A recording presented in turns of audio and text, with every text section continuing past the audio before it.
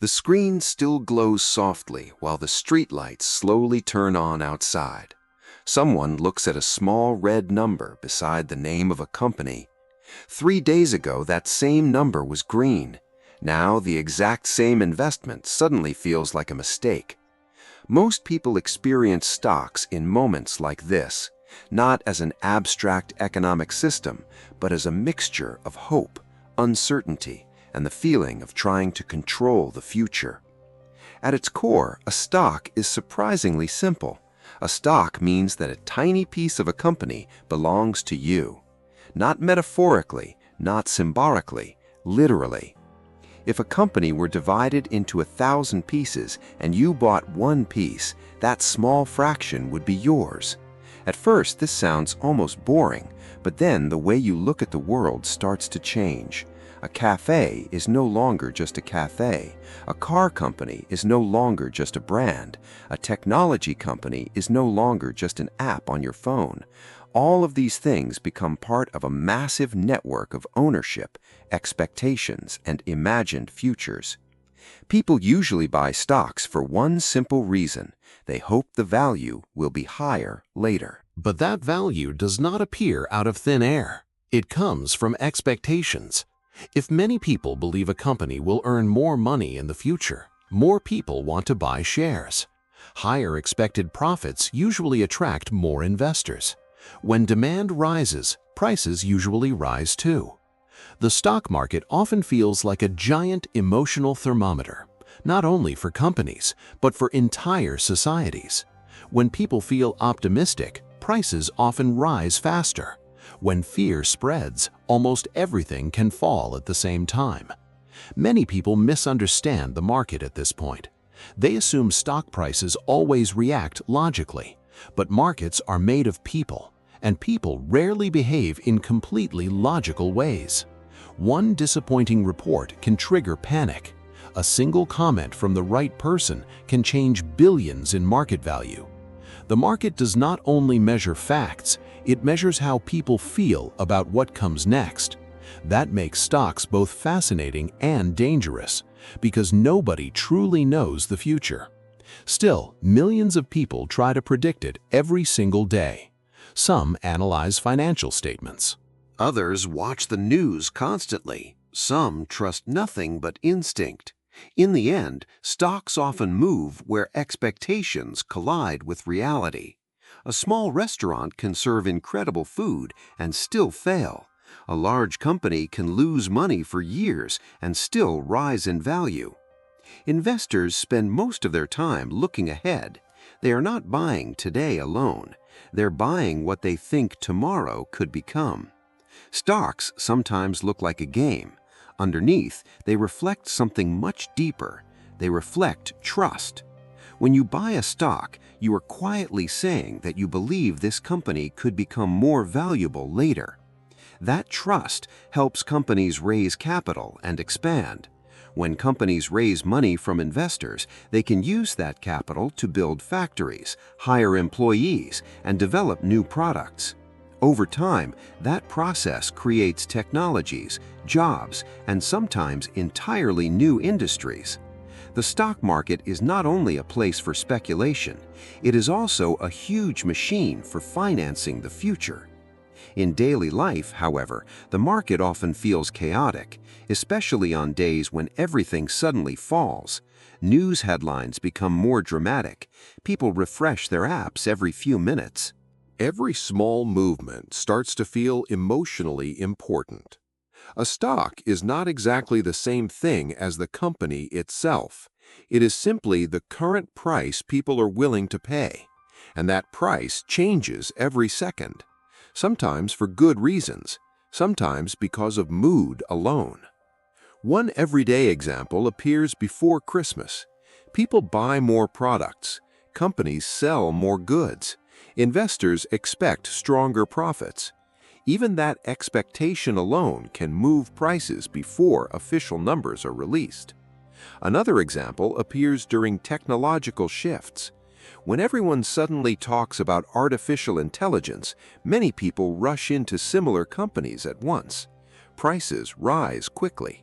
not necessarily because all those businesses instantly became better, but because future earnings suddenly look more attractive. Then there are the quieter examples. Someone invests a small amount every month. Nothing dramatic happens, nothing exciting, just consistency. Over many years, that routine can slowly become substantial wealth, not because of perfect predictions, But because of time. Time is often more powerful than intelligence in the stock market. Many famous investors repeat the same basic idea again and again.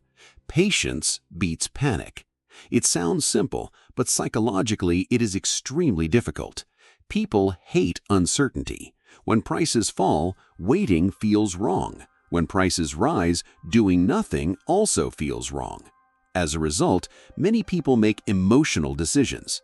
They buy during excitement and they sell during fear. Many beginners lose money for this exact reason, not because stocks are automatically bad, but because emotions become louder than long-term thinking. Most investors eventually discover that managing emotions is often harder than analyzing businesses. Centuries ago, the same pattern already existed. During the Dutch tulip mania, people paid absurd prices for rare tulips, not because flowers were essential for survival, but because buyers believed someone else would later pay even more. The exact same emotional structure still appears today. Only the objects change. Later came the crash of 1929. Many people believed prices could rise almost forever. When confidence collapsed, fear spread through the system incredibly fast.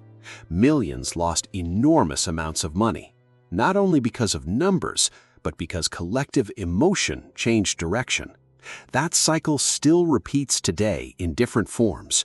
Experienced investors therefore talk less about profit and more about risk. Risk does not only mean losing money, risk means uncertainty about what happens next. Many people spread their investments across different companies for this reason. If one area struggles, another may remain stable. The strategy sounds almost boring, but boredom is often surprisingly valuable in investing. Many people constantly search for the perfect stock. In the process, they miss something important. Nobody controls the market, not permanently, not reliably, not completely. Even experts are wrong all the time. Stocks react to politics, technology, wars, interest rates, raw materials, and human psychology simultaneously. The system is enormous, and because it is enormous, nobody can predict everything. Still, people continue investing because they understand that economies often grow over long periods of time. Companies improve products, people create new businesses. Most investors are ultimately betting on humanity's ability to keep solving problems. Technologies solve problems more efficiently. Societies continue adapting. At its core, investing in stocks is a bet that humans will keep solving problems in the future. Some companies disappear. Others suddenly grow massively. That mixture keeps the market alive. Eventually, this changes the way people think about money itself. Money no longer waits quietly inside an account. It works inside businesses. It moves machines. It funds research. It finances ideas. A stock is ownership in a company.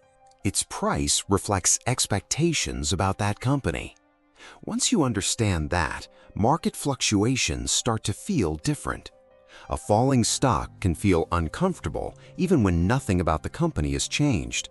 A red day no longer feels like an immediate disaster, and a green day no longer automatically feels like genius. You stop treating every price movement as a verdict on your decisions. You begin separating temporary prices from long-term outcomes. You slowly realize that short-term movements are loud while long-term change grows quietly. That is why many successful investors stay calm, not because they know everything, but because they accept that nobody can know everything. Very often, the market rewards patience more than certainty. And maybe that is the deeper lesson underneath all of it. The market does not only reveal how companies work, it also reveals how people work. And maybe the next time that small red number appears on the screen, it will feel a little quieter. If this video helped you think more clearly, consider subscribing to the channel. A like helps more people find videos like this.